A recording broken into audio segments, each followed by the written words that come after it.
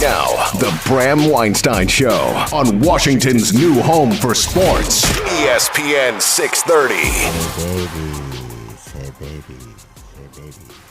Hi, everyone. Hi, everyone. Hi, everyone. Hi, everyone. What's up? What's going on? Happy Monday. What's happening? How's it going? All right. How are you? Need a weekend for my weekend. Yeah? Yeah. All right. Majorly. Just too busy?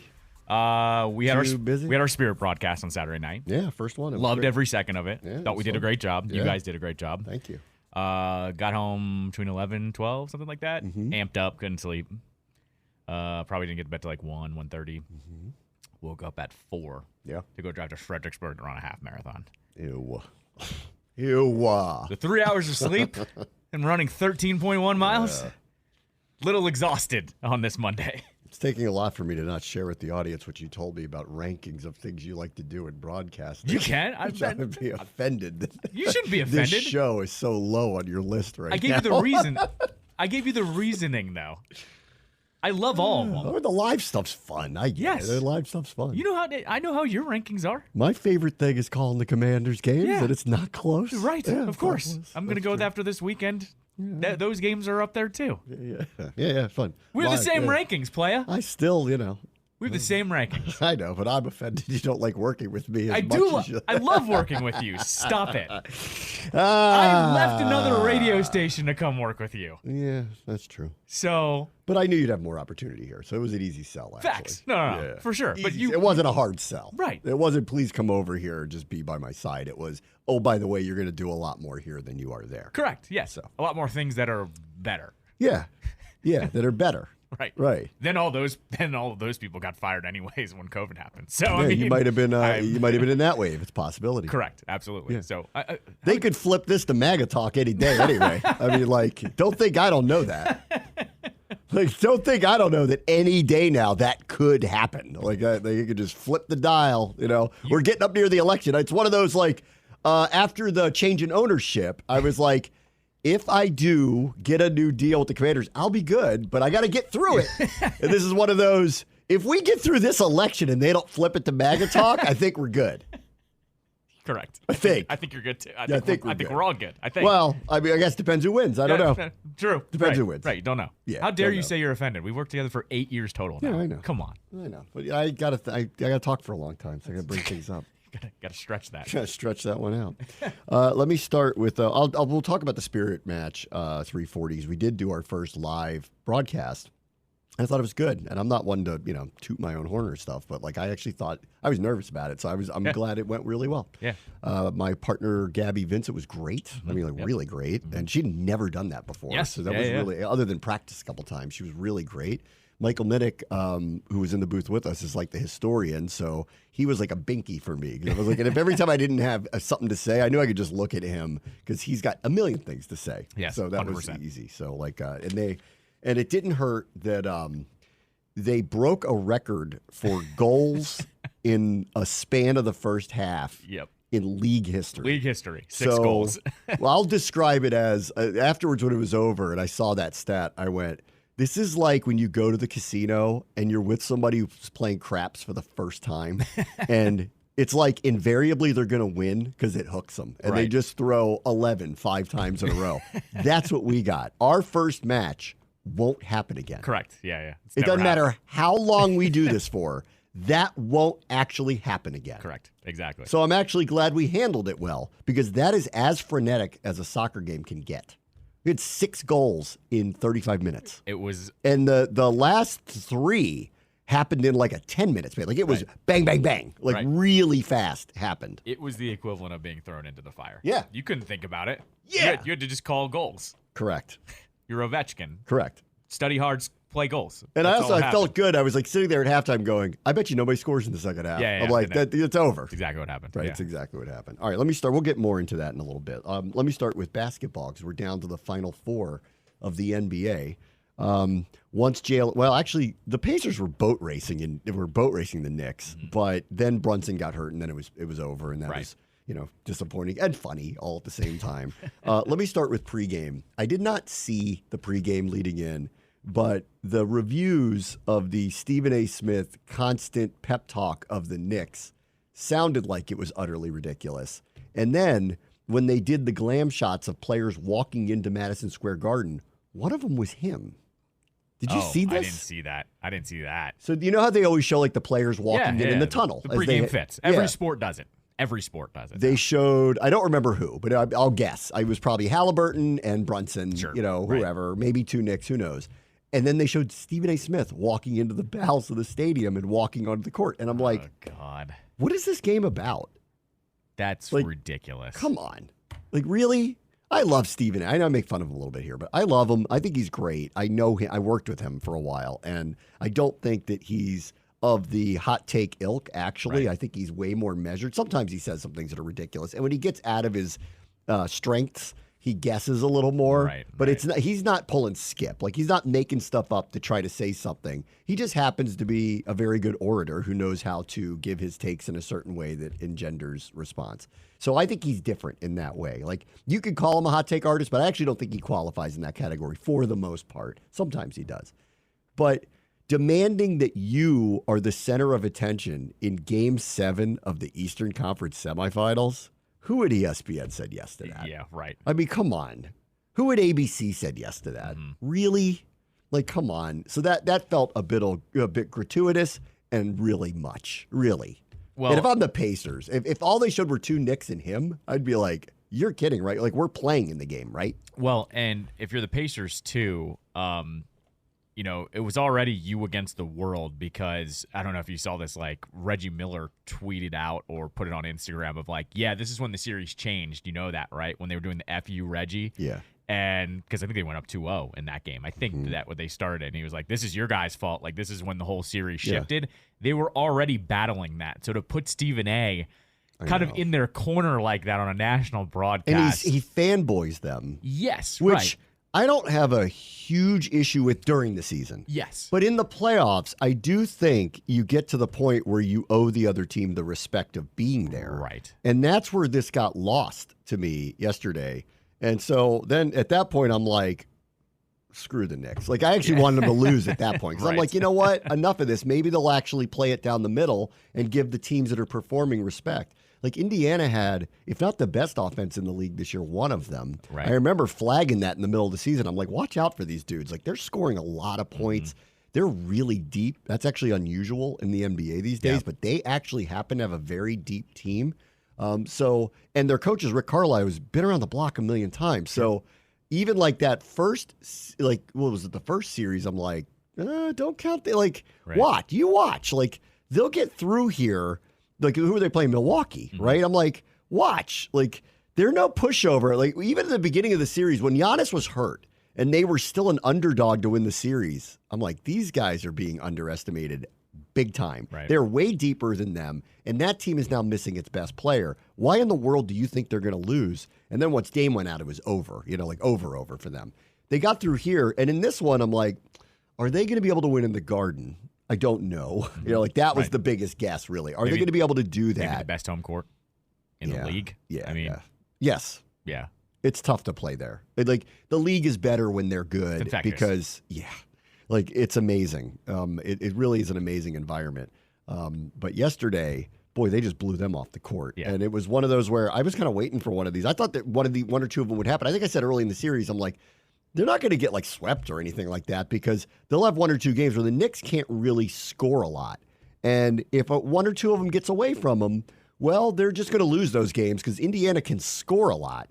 And, boy, they picked a bad time to have that happen to them. Right. Because they were getting run early. Even before Brunson got hurt, they were getting run early. And once he went out, it was over. Yeah. No, exactly. What I would have actually liked to see is, I feel like they've done this before. You can correct me if I'm wrong. Didn't Stephen A. just sit, like, courtside as a fan in one game? He did in this one, too. Okay, this is what he did. He walked in through the bowels and then went to a courtside seat. Okay, and I'm like, I'm all right with that part. I don't really care about him sitting courtside. That didn't bother me. But the whole showing him like he's like one of the players walking in was like, are you kidding? So what I would say is choose one or the other. Like, let him either be the fan and fan boy out there, or put him on the desk to put him on the desk. Like, what I would say this too is, if you put him on the court as a fan, you can go to him before the game for 2 minutes real quick and have him be Joe the fan for a little bit. Sure. And I think that's fine. But then fine. get back to, it's the Knicks and Pacers. The Pacers are playing. by the way, they killed them in Game 6. Like, what Right. are we talking about here? Like, it's not like they don't have a distinct possibility of winning. And frankly, I think the Celtics would have preferred the Knicks, to be honest. Yep, I agree. Like, honestly, I think they would have preferred to play the Knicks. This team is way harder to defend than them. Yeah. Way, way, way harder. Like, Jalen Brunson would have to deal with Drew Holiday. That's a bad matchup for them. The Celtics, who I know they've won their series easily, but have gotten the easiest draws they could possibly ask for with Butler out with the Heat. And then they get Cleveland, who was diminished with Mitchell barely playing in a couple of the games. And they did not look great throughout the series, but they didn't even need to. So they sleptwalked to the Eastern Conference Finals. Honestly, now watching that Knicks-Pacers series, I think the Celtics would have been better off getting New York. Mm-hmm. Yep. They can't score a lot. I know they're a good team, a good team defense, but are they going to have enough star power to outscore Brown and Tatum if necessary? And I don't think that they do. Yep. Right? And then with Holiday locking down Brunson, I think that would have been a terrible matchup, actually, for New York. And maybe they would have won a couple because their home crowd is so nuts. Sure. And because Boston hasn't really was shown off like a killer instinct. I actually think this is a worse matchup for them. I agree. It's hard for me not to pick Boston, but I believe it's going to be a long series because Indiana's locked in, feeling the underdog. They've been completely dismissed by everybody and acting like they don't belong there. They got a really deep team. They got guys that are clutch, and they could score a lot of points. And if Boston sleepwalks through any of the games like they have earlier in the playoffs, they'll lose those games to this team. So I think all of a sudden they're going to be in a very, for the skin tangibles, coaching matchup, give me the Pacers. Yeah, I'd agree with you on that. Yeah, absolutely. Carlisle's done this too many times. Yep. Give me the Pacers. This one. So if they ended up winning and getting to the finals, I think that's where it ends. But if they do, it would not shock me. And we are a couple upsets away from Carlisle coaching against his old team, Dallas. Right. Which is, you couldn't have convinced me that was going to happen when the playoffs began. This one on the Eastern Conference side feels like a hockey matchup. Like, you have the one-seeded team that hasn't been tested the entire time, and then the scrappy team that no one picked every single round all of a sudden is meeting them, and all of a sudden you're going, in that sport, anything can happen. 7 games. Tell me what'll happen. And they're going to lean into everybody. Nobody believes in us. They didn't believe Yep. in us in the first round. Absolutely. Yep. And they're dismissing us and they're ignoring us. Yeah. Like, we got this far, they're ignoring us. You don't think it's going to happen again? That all the coverage is going to be Boston, Boston, Boston, Boston? Of course it is. Yeah. They're going to be dismissed coming into this too. So, there's nothing like motivation. Nothing like it. Actually, I'll flip it from 2019. Yeah, the year after the Caps won the Cup. St. Louis, remember they played the Bruins. And everyone's going, Bruins are going to lock this up. Right. Yeah, St. Louis, it's been nice. Yeah. It's been nice that you Nice got this run. far. Yeah. We'll see if your guy Bennington, I'm sure he's going to beat the Whatever. Bruins. And they beat him in overtime in Game 7. Right. This is what this feels like for the Pacers. It's going, no, it's going to be all Boston, 1 seed. Let's see how that actually shakes out because we've just taken care of everyone so far, too. It's going to be hard to pick against Boston. I agree. But honestly, if it was the Knicks after what I saw, I would have thought Boston will win in 5 or 6. But this one, I don't know. Yep. Yeah. They sleepwalk at all, they will lose. Murky, yeah. They play as some of the pundits are kind of putting it, and I would semi-agree. They're a little soft at times. And Right. Porzingis may not be able to play. I don't know. They might find themselves in a very long series, and then all of a sudden, look out. Right. Because we already saw what they can do at a Game 7 in a hostile environment. So That's right. look out. Exactly. So Pacers are streaking towards shutting everybody up for good. Then last night that was a great comeback. They shut Denver down. Timberwolves shut them down in the second half. I haven't seen someone lock up a champ the way that they did. And some of it was, in fairness, Jokic must have missed 5 wide open shots, Yes. which was really unusual for him because he was at 1 point 0 for 7 from 3, but most of them were not contested. So he was just kind of off for a while, which helped the comeback happen. But defensively, when they're locked in, they're animals. Absolute crazy animals. And then on the other side, they are a highlight reel. Yep. So at any given moment, they have 2 or sometimes 3 players with Naz Reid, sometimes 3 players making these back-breaking, crazy dunk plays, and then Ant loves barking at people up in their face. And when the game ended, my favorite moment was he was just yelling, and he said the N-word to some old white man who was just standing courtside. I was like, that is incredible. How about A-Rod flexing? You see all that? A-Rod was flexing I thought last he night. was banished, but I guess he's not yet. That was a heck of a comeback. No, I mean, that was... I didn't think Minnesota would win when they got to Game 7 because it's the champs. Well, it's Jokic. They're down big, too. Like, I didn't think it was happening either. Yeah, I didn't think so.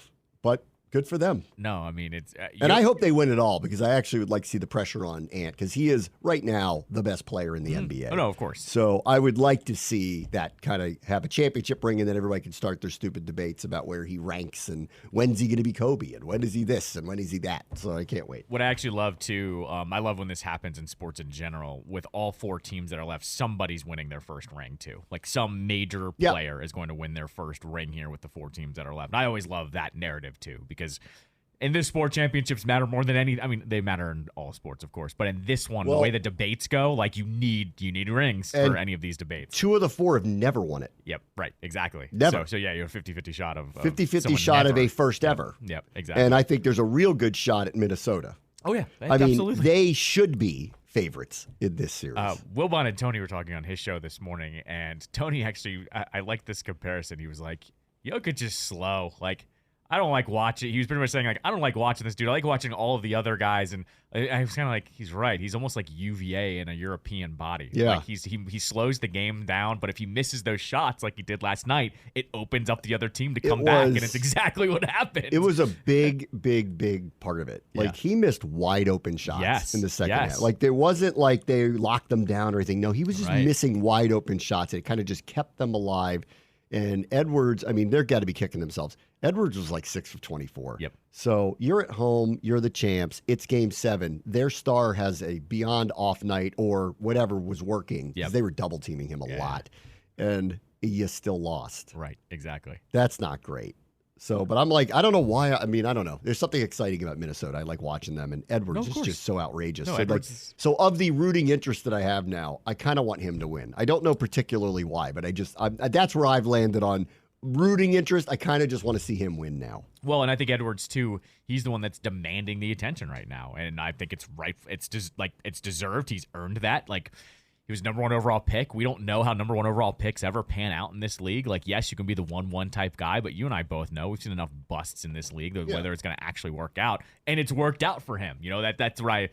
You'd love to see it in a market like that, too. Like, Minnesota's a little Wizards, bruh. Like, totally. Their fans have been like, get on the bandwagon. They have 2 1-1s on that team. Right. And the other one has stuck it out long enough to be with another star to win. They were basically trying to ship him off. He got the Beal deal for a long time where they were like, where's he going to go? Where are they going to send him? When's he going to leave? Right. Because he could never elevate them. And it's even hard other than Beal, like over Beal. He's a big man who could shoot and can handle the ball. Like, it's even worse. He's like a Giannis light. So he's supposed to take over games. I wonder what their turning point was. Do you think it was when Jimmy left? Remember when Jimmy was there for like 5 seconds? No, that was a while ago even now. Way before then. No, I think Edwards just getting Ant. I just think him turning the corner the last year and a half where he's become unstoppable. That I think that's all it is. You know how it is. Like, you get one guy who becomes literally unstoppable, it just changes everything. It turns people like Naz Reid into superstars. Right. Like, he comes to Wizards, he's Wizards, bro. Right. He's playing there with them. Totally different situation. Yeah. So I don't know. Yeah, like okay. They were 2 years apart. Yeah, they're my rooting interest now. I want to see him win. I don't know why. I want to see him win. I will say that at least Jimmy Butler hated it, so he demanded a trade, and then they sucked for 2 years, and then they got him. I also like Boston losing again would be fun because they get so much pressure put on them. It's the best, and also it's a market that looking at the markets that are all left with Indiana, with the Mavs, and with the Timberwolves. Those 3 markets, the Mavs have won. Don't get me wrong. They've won in the last 15, 20 years, whatever, when they won the one with Dirk. All 3 of those markets at the end of this will be mad they lose, but be happy like that was a hell of a run. Had a really good time with that. Boston, those locals, it's championship or nothing. So it's always fun for that, too, of like they can't even enjoy these deep runs because the pressure is just so ramped up in that city because of the legacy that team holds. 3 of the 4 will be very happy with the result that happens. Yeah. That Not them. If they lose, they're supposed to win. Right, exactly. They're supposed That's to the best part. So they're supposed to win. Yep. They haven't looked like they're ready to kill anybody. Right. So I think you and I are on the same page. Take the field, or I'm rooting for the field over them. Take the field too. Like it would be a surprise, but not a shock if Indiana takes them out. Yeah. And then I think I'm not even sure I'd describe it to this point from what I've seen as a surprise if Minnesota beat them. Yeah. If it goes that far. Right. Like, and then I can't wait for if we do get Minnesota Boston, the courtside bidding rights of Kevin Garnett. I didn't even think about that. So Kevin Garnett, right, famously just shuffled away from Minnesota, right, even though he still is and not close. Maybe Ant will catch him at some point. Sure. The best player that franchise has ever That's right. had. That's right. He made them relevant for a very long time. And then they got rid of him like he was, yesterday's news. Goes to Boston, gets his championship, right. Okay? Which is, it's not the last championship they won, right? Is it the last one they won? Yeah, I think it might be.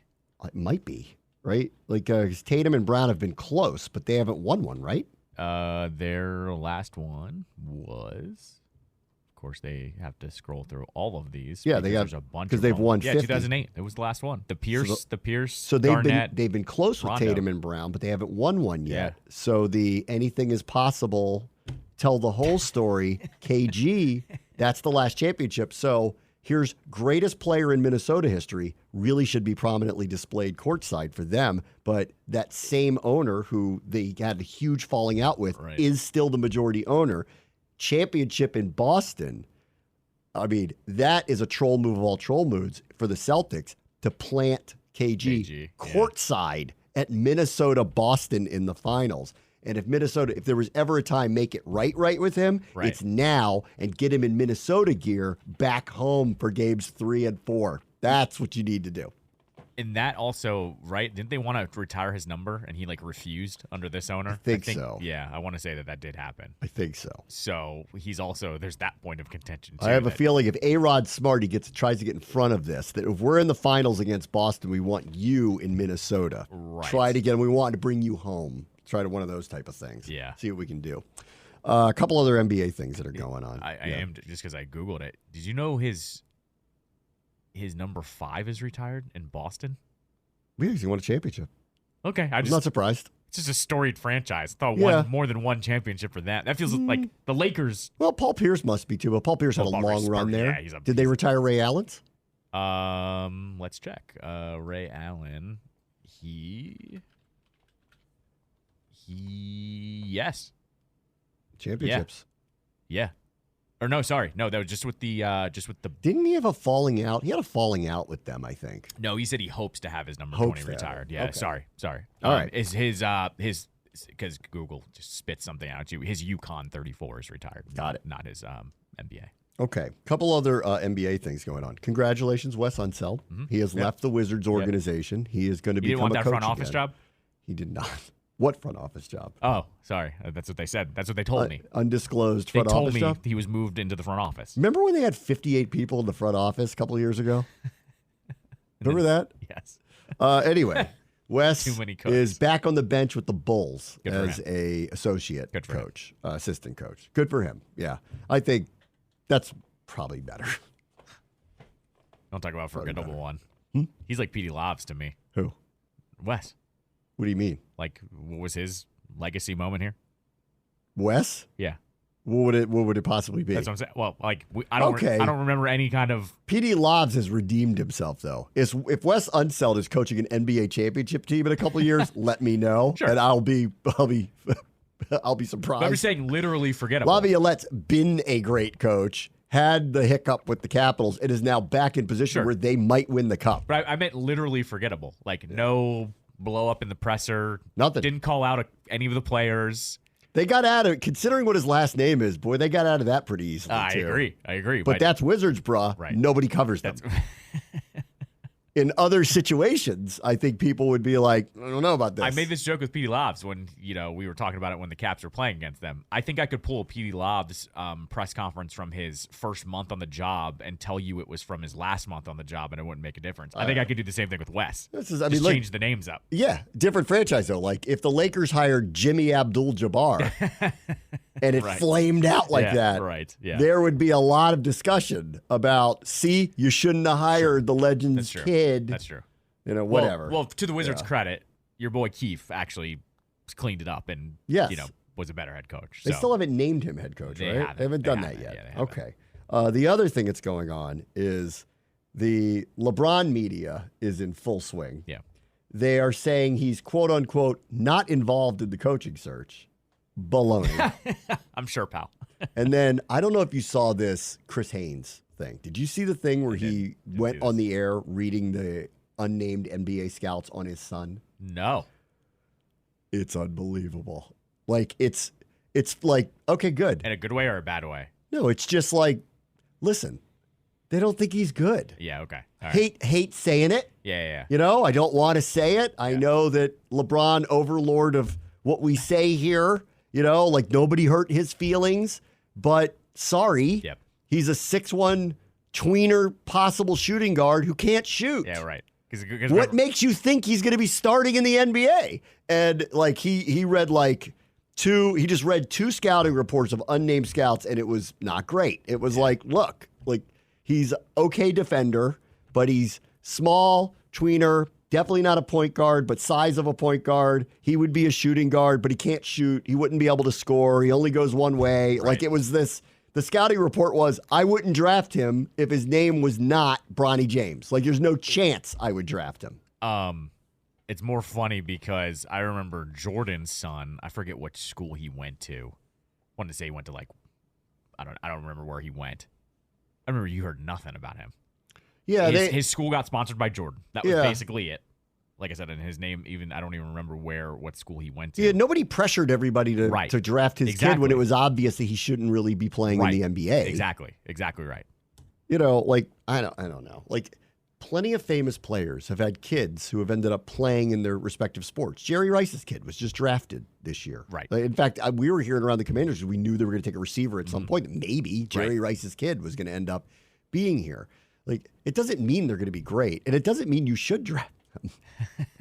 Right. You know, they're not their dads, is the point. Right. Correct. Exactly. Anyway, I saw some complaints because the apologists on ESPN were like, but it's LeBron's son. And then off of the, like Chris Haynes going like, I hate to be the bearer of bad news, but the reality is if you're drafting him, you're doing it for one specific reason and one reason only. Yeah. Exactly. And is that what you really want to do, guys? Right. All right, we'll be right back. Very much the show, ESPN 630 Sports Capital. Yes, some things are not water under the bridge. Sam Amico reports that Cavaliers owner Dan Gilbert will never trade Donovan Mitchell to the Lakers. Okay. All right, then. The quote from Amico was, Gilbert and Kobe Altman, who's the GM, would look for a lucrative package of multiple draft picks and one or two young players with star potential in the Mitchell trade. They like the assets that Miami has. Everybody likes this rookie that they got, Jaime Vasquez Jr., plus Tyler Hero, who's always thrown into every trade for any star, right? And he says, qualifying it with, if it gets to this point that they have to trade him, that's what they would look for, but he'll never trade him to the Lakers because he clearly doesn't want to help LeBron. He doesn't want to help LeBron. Still. You would think. I don't understand that. He went back and redeemed himself. Won you a championship. He's from there. It benefits nobody from you to do that. Of all the things LeBron did in his career, that one to me is my favorite because of the way the guy reacted when he left. Yeah, right, exactly. I get it. Like on do-overs, LeBron should not have had a special to announce he was leaving. That was kind of ridiculous. Okay. And we've all had breakups that we've handled wrong. Yes. It was a bad. Specifically first ones. And he even used children to shield behind them so that nobody could really say anything too crazy to him. Right. So, and he's admitted since, it even said, I've seen interviews with him where he said even flying from that event down to Miami, he knew he had done something kind of wrong by doing it that way. And he ended up doing an all-time make good by going back to Cleveland and then winning their first and only ever NBA championship. So I would think water under the bridge. But in the midst of that too, the best part of it was basically making the owner look so small through the whole thing. You wrote this crazy letter about me, said horrible things about me. I came back. You can't, you could have just said, no, I don't want you back. Yeah. But you didn't because you know how important I am. And then basically was like, I'm going to win a championship here, and it will have nothing to do with you. Mm-hmm. So I guess this guy still feels irked by all of that, so much so he doesn't want to help him still in his career by giving him another star. What I don't understand this either is LeBron was in attendance on one of those Cavs games, too. He did show up. Well, then everybody started to get the, what's he doing that for? Why is he there? Sure. He's done a lot of this passive-aggressive stuff. Like, 'cause, again, I'll go back to the list of all these things that he does. 1, he's not covert. 2, he's not sly. 3, it's all like me. I'm going to put on the Knicks towel after I play them and make sure you can see the Knicks logo over my Lakers jersey in the middle of a season. Come on, man. And like he said, then they had to report he told the Lakers he was going to a Cavaliers game for no specific reason, just to go to a Cavaliers game. And then everybody goes, oh, is he trying to angle to go back and finish his career there for some reason, whether he is or he isn't, like whatever. Which is funny because I think any other player that grew up in the area, you know, that they ended up getting drafted to, then went back to win a championship, I think the way the world works, you'd go, yeah, that's fine. Like, fine. Like, there's nothing wrong with that. But because it's him. You have to ask all these questions. No, it's just because it's him. Because LeBron is never LeBron. It's he's Q LeBron. Yes, it is. Q LeBron. That has a good ring to it. Yeah, he's everything, and he knows it too. Right. The world's got to revolve around him. And I saw these clips from, the ESPN NBA shows about Bronny, where there's the debate of, who's going to draft him, and if they draft him, will his dad actually follow him there? And then, like, they've already had to quietly put out the reports, don't just draft. Like, the second he said it, I'm like, well, somebody's just going to draft your kid to get you if that's what you're going to do. Exactly. So you're going to have to, which is never going to be true. Like, if the Magic select him, he's not going there. Like, that's not, so don't even bother doing it. So he had to back off of that. But the defense of Bronny James by some of the people at ESPN, it got to the point where if you listen to it, you'd see all these like quote treats being like, why are you carrying this guy's water so badly? Yes, like exactly. His son can speak for himself. His son's play will speak for itself. Like, why don't you just let his career go however it's going to go and stop making it about LeBron James? But LeBron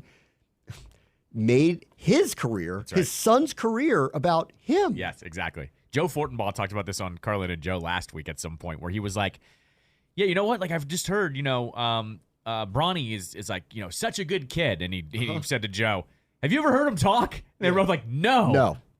Because they're basically protecting and spinning everything so much that you don't even look into anything. So he was at the combine, and that's where it came out that he's only 6'1". Right, yep. Which is a problem. Yes. Unless you're Chris Paul, it's going to be a problem. Right. And so that's where that came out. And then I did see a clip of an interview with him, and he was asked point blank about his dad. And he basically said, I'm my own guy. Like, I'm not, my career is not tied to his. I want to, and I said all the right things, really said all the right things. But I remember talking about this a few weeks ago going, has anyone ever heard from him? Right, exactly. Has anyone asked him what he thinks about all of this stuff? No, it always gets filtered through Team LeBron and PR LeBron. And I got to tell you, I don't think they're good at it. Yeah, I agree. 100%. They're terrible at it. Like, of superstars, it never comes off the way I think he intends it to, and it's so controlling. Well, it's also so easy to see, too. Yeah. This is why, this is why I always love Commanders fans, because we've been through the ringer, and we're the quickest to be like, that ain't from that source. Correct. Or we know where that's coming from. We know where that is. This fan base. Well, we're in all new world with that one now. Absolutely. But we do it now because of them. We do it with everything, and especially all the teams around here. We're very fast to go, where'd that one come from? Like, it's really funny.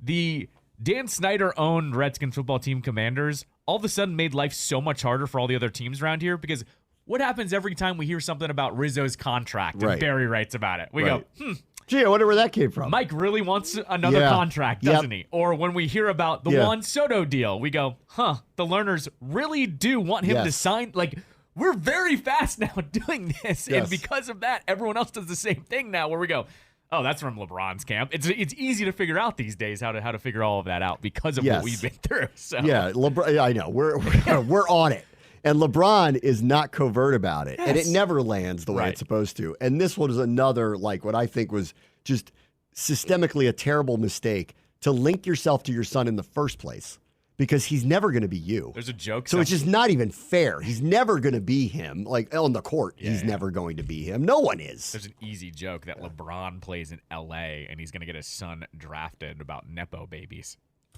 They're going to draft him. That joke writes itself. Somebody needs to deliver it better than I just did. But the guy goes to L.A. He's going to get his son probably drafted by the Lakers. And I love the report. LeBron's not involved in the coaching search. Sure. Yeah, right. If you hire J.J. Redick, he does a podcast with him every week. Right. What are you talking about? He's never coached before. Exactly. Stupid. Ridiculous. The whole thing's stupid. All right, let's recap our first ever Spirit match that we called next. Bram, watch the show, ESPN 630, the Sports Capital. Off the throw. Hatch finds some room down the far sideline. Cuts back with her left. She matriculates into the box. A tip. Rodman! She scores! An incredible depth pass to Trinity Rodman, who scores her second goal of the season, and the Spirit strike first. That's exactly what you want to see within the first 10 minutes of this game. Get a goal on the board, especially a player like Trinity Rodman. That's only going to boost her confidence in this game. This is the Bram Weinstein Show on ESPN 630, the Sports Capital. So that was the first goal that we got to call from a Spirit match from our first call of the Spirit this season. It was a 4-2 win over Angel City on Saturday night. It was a blast doing that. You heard Gabby Vincent, who is our primary analyst, used to play with the Spirit a couple of years ago as a defender. Michael Minnick's on the broadcast as well. Mike Callow is executive producing, so you got to be in the booth. You're having a good old time. Man. That was fun. It's kind of nothing like being in there. You're in it. You're in it. After doing Cats for 8 years from the studio, that was pretty surreal to be on site for a while. So that was fun to do, and it's always a little hard for me to hear myself. But I was a little worried how it was going to go. But so what do you think of She Scores? That's good. That's what I've gone with. No, She Scores. Love that. Yeah. Love the emphasis on it. You had told me what it was going to be, but I didn't know how. Yeah, you looked at me like I don't know about that one. No, because I thought through that one a lot. I did not know what your emphasis was going to be on, so I was going to wait to hear it because I trust you. Like, there's a reason you're on this broadcast. Why, you were the number one pick. Why we suggested you. So. I have reasons behind that. I don't know if I need to share them here. Why? No. You want to hear why? You haven't told me why either. Okay. So, when I got the Commanders gig, which was then at the time Redskins turned Washington football team. You technically only called games for the football team. That's right. And the Commanders. So then when they became just Washington, it became easy that the touchdown call was going to have Washington in it. Yep. And I was trying to figure out how am I going to say that with some kind of cadence that doesn't sound really weird. And at the same time, I wanted to pay homage to Frank Herzog, whose famous call was touchdown Washington Redskins. And this isn't the exact amount of syllables, but it's close. Mm-hmm. So I was trying to replicate that a little bit. And I feel fortunate now that I landed on touchdown Washington, because a lot of people don't like the name of the team.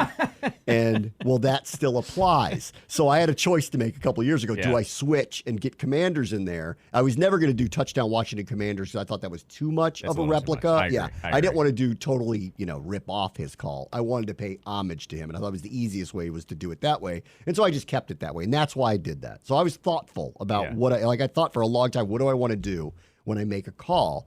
Because it's going to punctuate everything. And in this case, I was like, okay, what's important here? Why am I doing this? Yeah. Really, more than anything. What's not interesting? What's important? Mm-hmm. What's important here, right? And obviously, the most important thing is we want to give them a really exciting, fun call. That's number one. Two, I do think it's important to punctuate goals for the home team. Now, I obviously didn't do it for Angel City that way, but punctuate goals for the home team. In a way that they're going to like and is going to have a lot of excitement attached to it. And it's got to be semi-short. And then I'm like, well, but why am I here? And I think one of the reasons why I'm here and the most important part of being part of this is to emphasize the growth of women's sports and to elevate it in whatever small way I can. And I'm given a prominent on-air role to do so.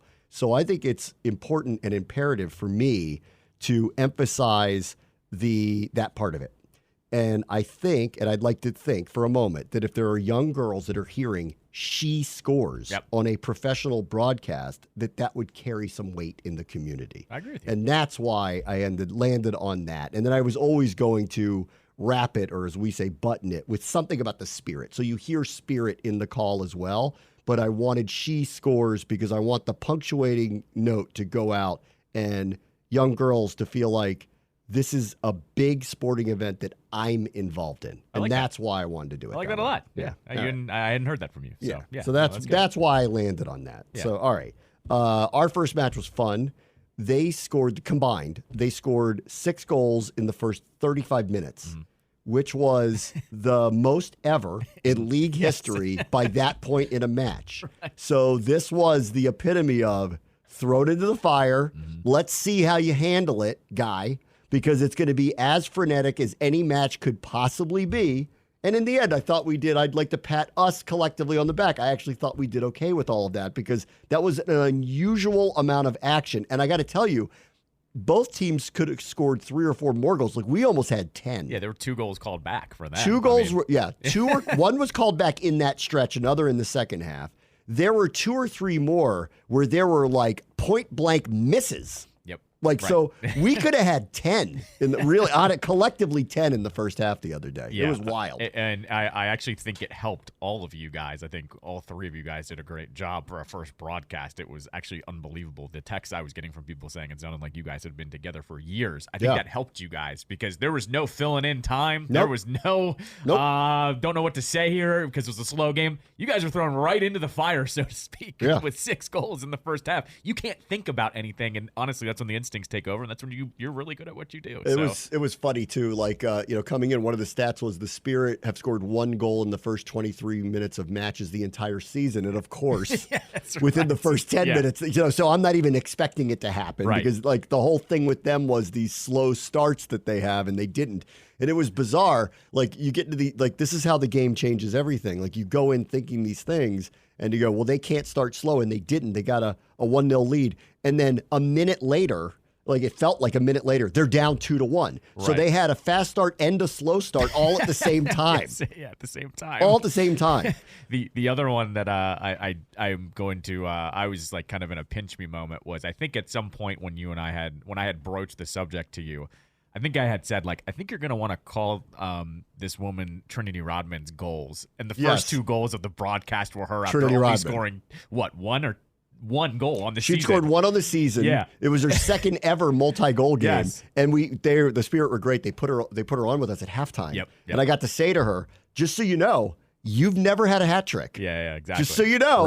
Right. Not that you probably didn't know that, but I'd like to remind you because I like to put bugs in their ears like, of course.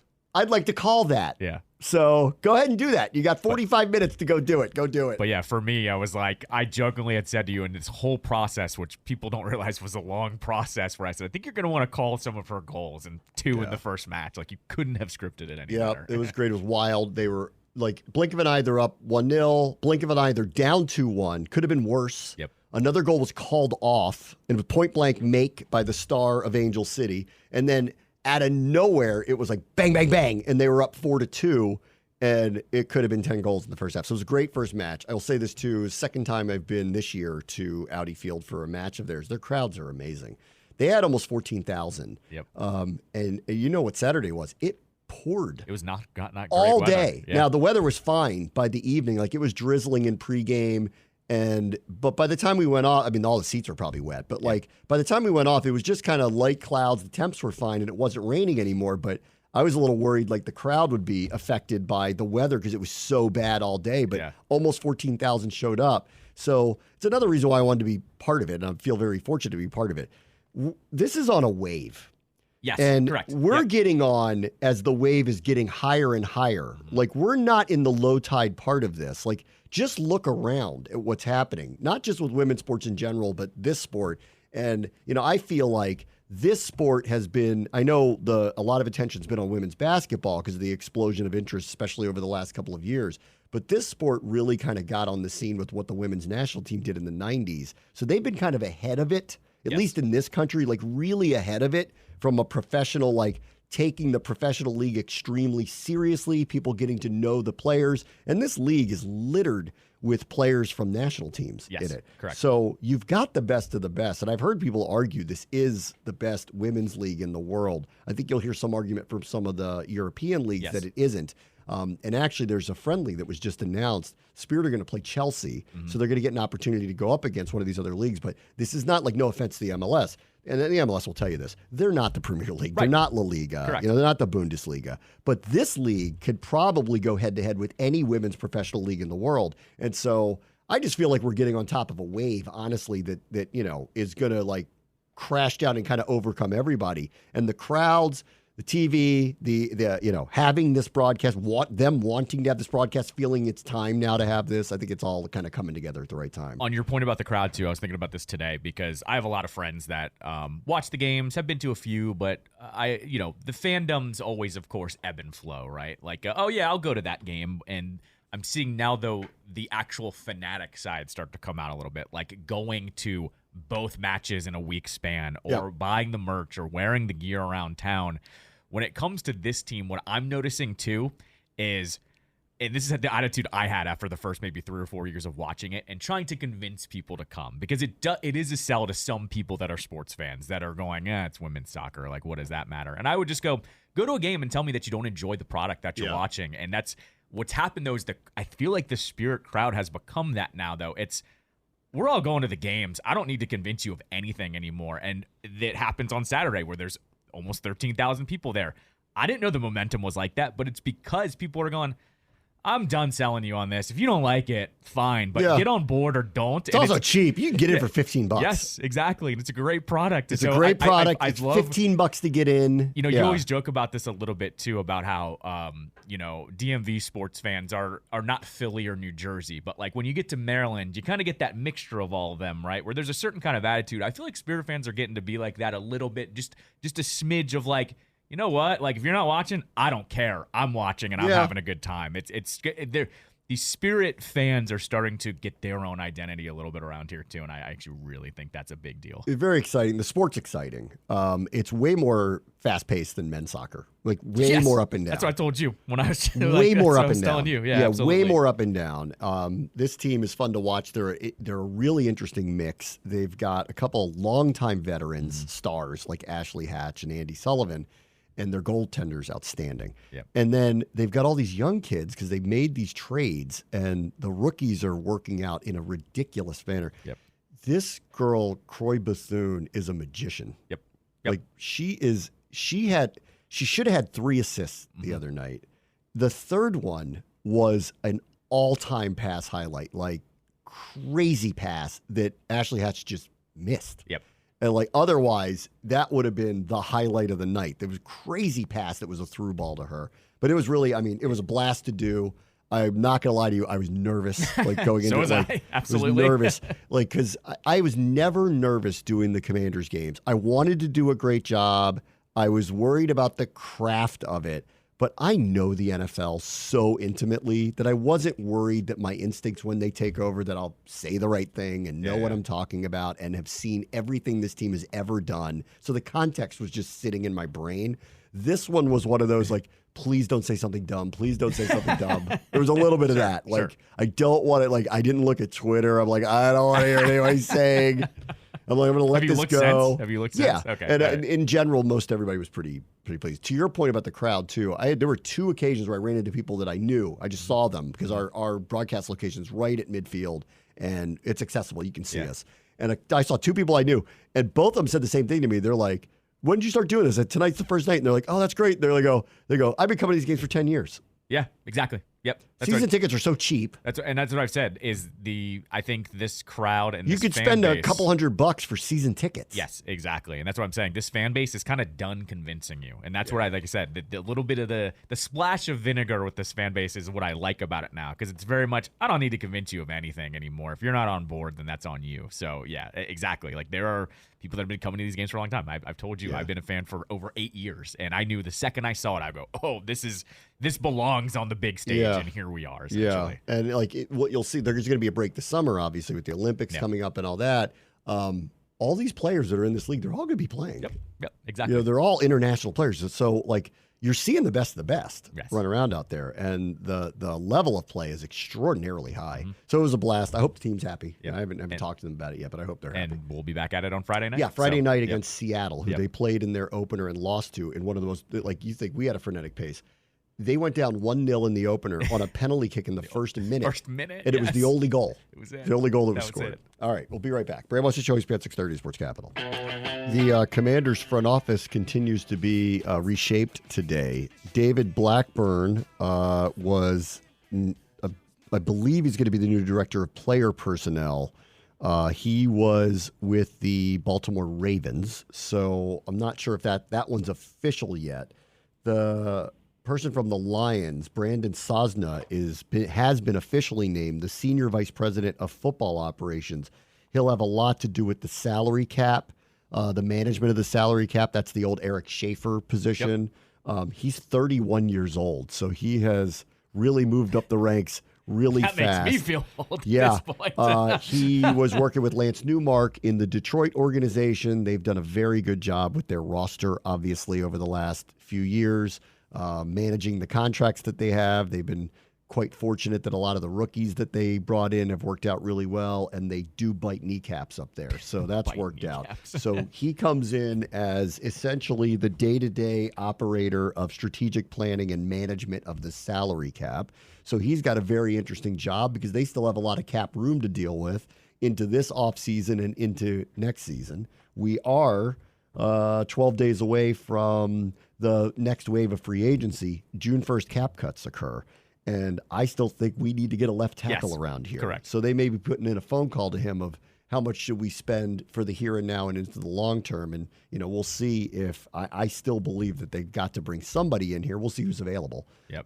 But, we'll find out sooner rather than later who gets left off the teams. That position often ends up making it to camp and you get a surprise cut.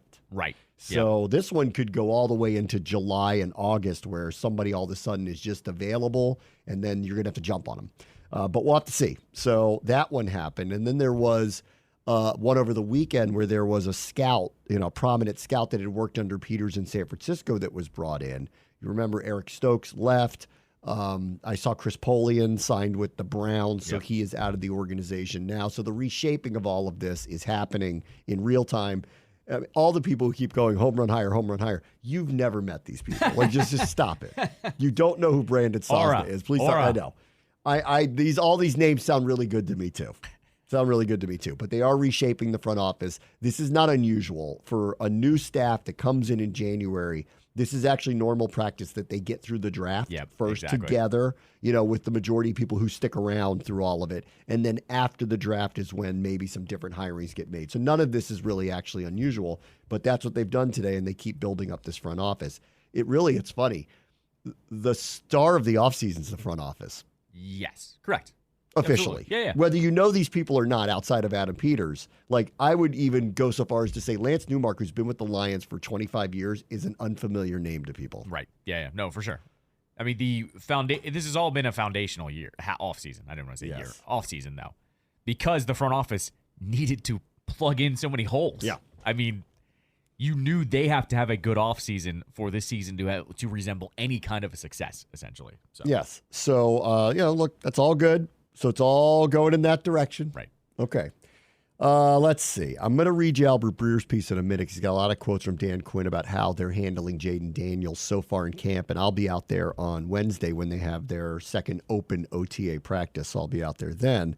But first, this one, which is Florio can't help himself. He's just got to bring up the controversial, or in this case, I think nothing burger topic. But he did because once again, the Commanders, as of last week, put themselves into a situation where they've opened the door again for conversations about the logo and the imagery. Not the name, but the logo and the imagery. Dan Quinn wore the shirt and then backed off and said, guys, I just thought it was a cool shirt. I didn't realize how layered the whole thing was. And your boy Danny Daines. Danny Daines goes up and grandstands about how the family who created the iconic logo from the helmet wants some kind of deal to be cut to either, I don't know, honor it again or sell merchandise with it, or probably, if you're not going to do that, can we have it back?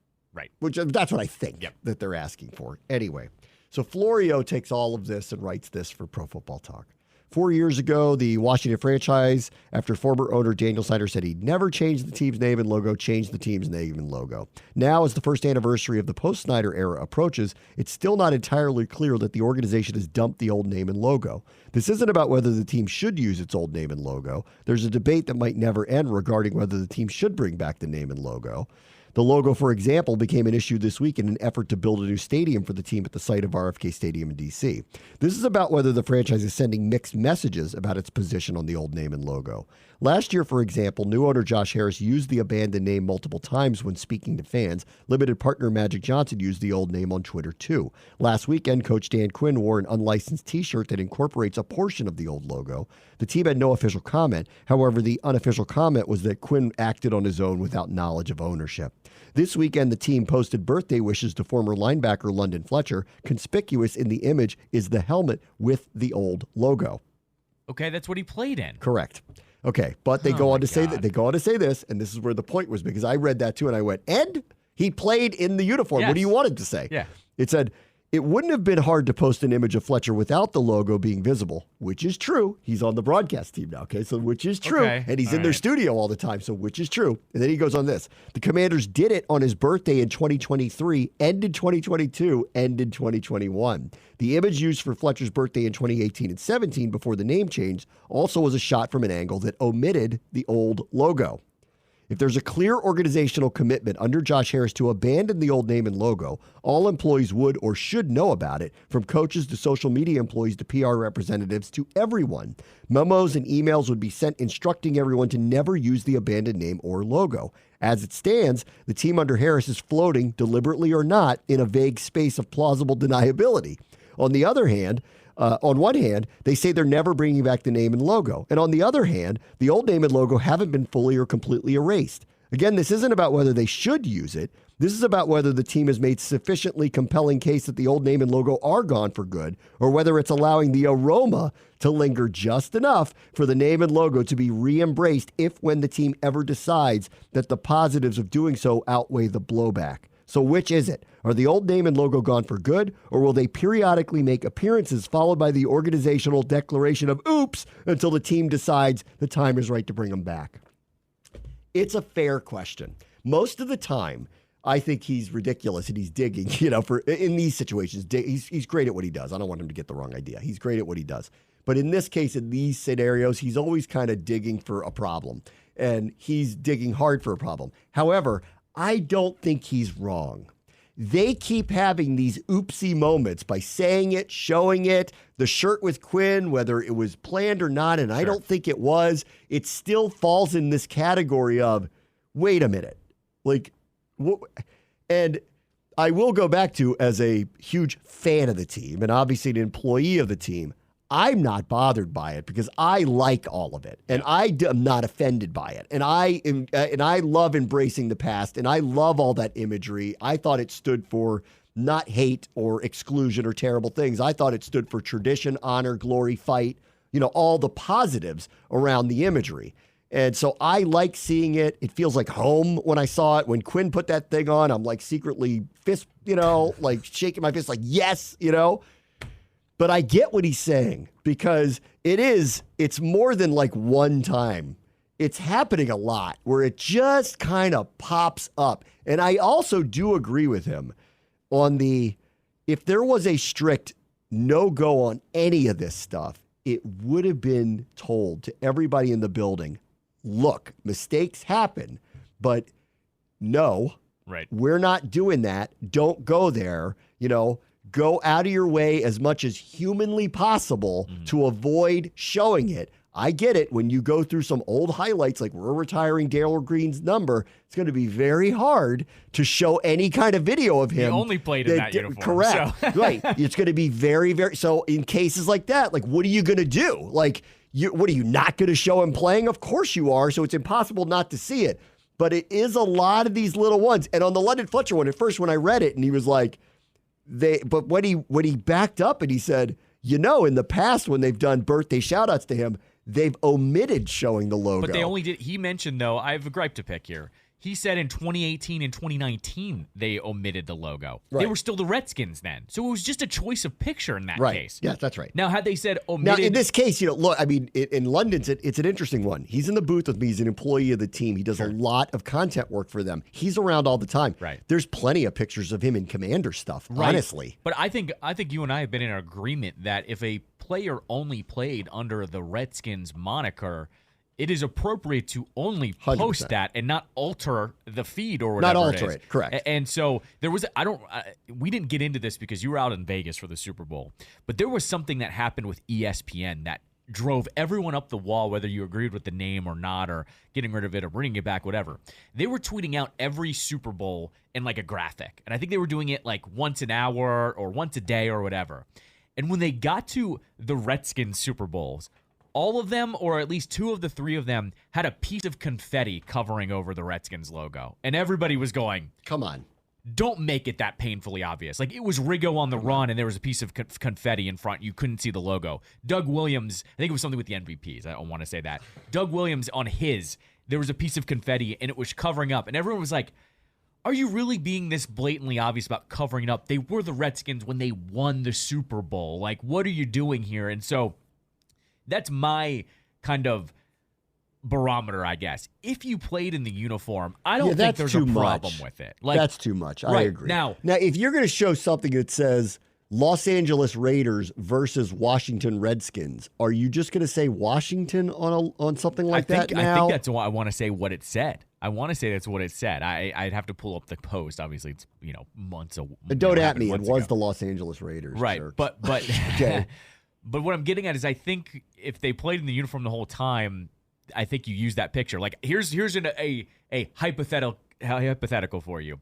If it's Terry McLaurin's birthday and they decide to use him in his rookie year wearing a Redskins uniform, yes, absolutely, raise the flag, sound the alarm. What's that about? Right. He played for the WFT for 2 years and has been a Commander just as long now, too. That's one where I go. If they do a timeline piece of Terry McLaurin, though, okay? And they go, here he is his rookie year stats, here he is his second year stats, on and on and on, and you see him in different uniforms. Yeah, I think that's fine.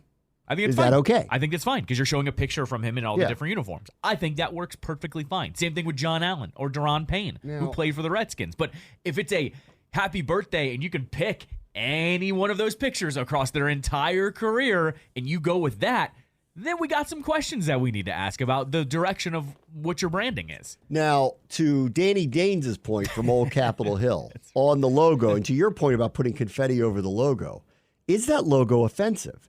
And I think that's gotten lost in the conversation here. Right. Why is it offensive? Right, exactly. Because it's associated with the word Redskins? It's never been Why a is problem. that logo offensive? And I think that's kind of gotten the wrong like, in hindsight now, that's gotten the wrong treatment. Right. I don't believe that's offensive. It was made by the family of a Native American tribe who take pride in this, so much so they convinced and lobbied a senator to demand it to come back. Right, exactly. And the senator, a white guy, is sitting there going, you know what? This is not offensive. What happened here? Right. And even he qualified, I'm not telling you to bring the name back. Yes, exactly. But I am telling you that qualification. iconic logo, which is, and I just think what this is about is that's valuable. Yes. That's all I think it is. Well, he said that out loud, too. Yeah, he goes, it's valuable. Yeah, he said that on Goldie's podcast, Yes. where he said, can we put it on T-shirts for charity or something like that? Yeah. Right. It will sell merchandise. It's valuable. Retiring it doesn't make any sense. No one who made it thinks it was offensive. The people who had a problem with the team name, I think if you ask them, look at this, do you think this is offensive? How would they come to a conclusion that it is? Right. Exactly. Yeah. You know, same thing with when Dan Quinn wore a shirt and it had feathers attached to the W. That's not offensive. That's right. Exactly. It's just feathers attached to the W. It didn't say Redskins. Well, that's where my conspiracy theory kicked in of, are we finding out what the line is in real time? Well, and that's what Florio's asking. Where's the line? Are you moving the goalposts on this thing? Are you softening the ground? Are you warming things up here? What are you trying to do? And unlike to the previous conversation of how leaky the Dan Snyder organization was about everything, this one isn't. That's right. And even in the Dan Quinn thing, they never officially made a comment about it. That's right. Yeah. Not that I felt like they needed to, honestly. No. He wore a T-shirt. There really was nothing offensive about it. I was surprised because team personnel, especially the coaches, don't wear things that aren't team issued. That was what was weird about. That was the most weird part about it, because I'm so accustomed to seeing them wear literally team issued things. That's right. Whether they're things you can buy or not. That's right. They're team issued things, and they're typically uniform with one another. That was what was strange about that moment, which is why when I saw it, I went, "What?" I said the same thing Florio was thinking. What ground are you softening? What flag are you raising here? Like, what are you trying to do by allowing this to happen? And as it turns out, Quinn just put on a shirt that Sean should have stopped them from wearing. Right. You know, and now that won't happen again because Quinn knows better, and he's not going to have it happen again. And if it was covert in any way, Quinn, I honestly believe, didn't know he was being used on a covert op on it. Right. Honestly, I think he honestly didn't know. He was like, "That's just a cool shirt. It's just feathers on the W. What's wrong with that?" He's a big football guy who's been around forever and likes the name like everybody else does, and likes the history of the franchise like everybody else does. Even Ron will tell you that. Right. Ron, who tried to be really careful about it, was just like, "It is hard not to call them the Redskins. Right. You know, like that's who they are. That's what they are." What he was introduced as a head coach to. I played playoff games against them. Yeah. Like, what am I supposed to do? Like, not refer to them that way? Like, they're part of the history of the league. Washington Psyops is the new name. That's a pretty good name, actually. But then they're that shortens the POs. Or the Ops. The Ops. The Washington Ops. The Ops are pretty good. The Psyops. The Ops. How do you put a feather on that, though? Then their mascot could be the Psyop Cyclops. No. He's got one eye. What does he do? And Eat tutty? and it's a triangle. So it's Illuminati as well. Oh, I mean, where are we? Where are you going with this? I mean. Mike Callow with a Q. Qallow. You have our mascot being an Illuminati psyop alien? Because it's on the dollar. Right. It's on the dollar. Oh, it's that? Yeah. Oh, that's good. Yeah. Yes, I know it. I've seen it before. You've seen money? Yeah. I've seen money before. That is, no one can really explain why that's on there. That's right. Nobody can explain that. Nobody knows, and we use it every day. Or you don't, I guess. And you go on certain parts of the internet, and they'll tell you what's going on. That's right. Yes, that's what I'm telling you. They'll tell you what the truth is. So they know where it lies. That way, everybody knows what the name is, but nobody knows what the name is. You know, the X-Files was so ahead of its time because we're actually living in it. Right. Everybody is Mulder. Yes. Everybody correct. is. Yes, exactly. Everybody on the internet is Mulder now. That's right. They all think they've seen the truth. Right. And then there's also, like in another category, like Taylor Swift has her own whole fan base that's what they do with everything she does. Right. Yes. She's a psyop. That's She's right. an alien. That's right. She's probably an alien. She probably is an alien. Could be. Could be. Wouldn't shock me. No, not she at does all. have the UFO in the new show or in the new tour. You saw it. I don't. Yeah, if she ripped her face off and it was an alien underneath there, it wouldn't surprise me at all. Shake it off. Yeah, shake it off. Don't worry about it. We'd still love her. Like, she can sing though. All right. So I most of the time I don't give Florio the time of day on these things. But on this one, I don't think he's barking up the wrong tree. I don't think it's coordinated. It might be a lot of, I don't even know if oops is the right word. I think it's more like a lot of, they're just not backed off of it the way the previous administration was backed off of it. But the previous administration had to live through the change. This one didn't. And so there's a little bit of the, why does everybody make such a big deal? It's not like we're calling them the Redskins or ever pretending like we're going to call them the Redskins. So like when a feather shows up on a shirt or you see that logo and everybody likes it and knows that it's not offensive, why is everybody going so crazy about it? And I do like that the organization in general doesn't feel the need to respond to any of it because they're just kind of like, end? I will end? I will say this. I think it's a bad coincidence.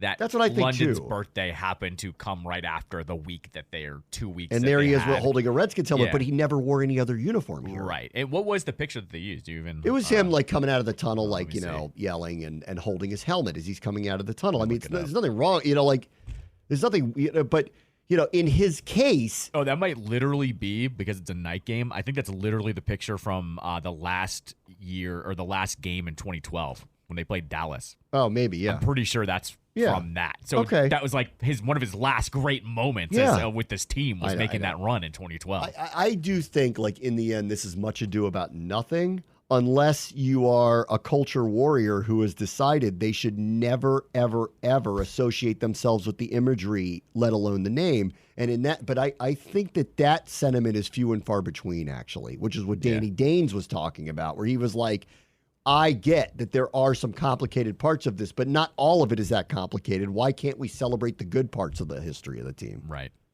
When I clicked on that picture, by the way, 12 links to the Dan Quinn shirt. Well, see, there you go. It was you, because I follow you, and 12 links to the T-shirt. Well, I didn't put a link to the T-shirt No, I know. up there. I know. I am not a Russian bot. Twitter I does didn't do actually that. put the replies of people you follow first before the bots, apparently. Yeah. I think I just retweeted it. Oh, no, I replied You happy replied to birthday. it. Yeah, you said your favorite teammate. Good tweet. Yeah. Thank you. You don't tweet often, so. Very rare. Stephen A. Smith also just posted this with KG with a half Boston Yeah, I'm Minnesota telling you. jersey. So there you go. The courtside negotiations of who gets KG, the Timberwolves or the Celtics, is going to be a good one. Yeah. If we get there. That's a pretty good If one. we get there. All right, let me take a quick break. Bram Weinstein Show, ESPN 630 Sports Capital.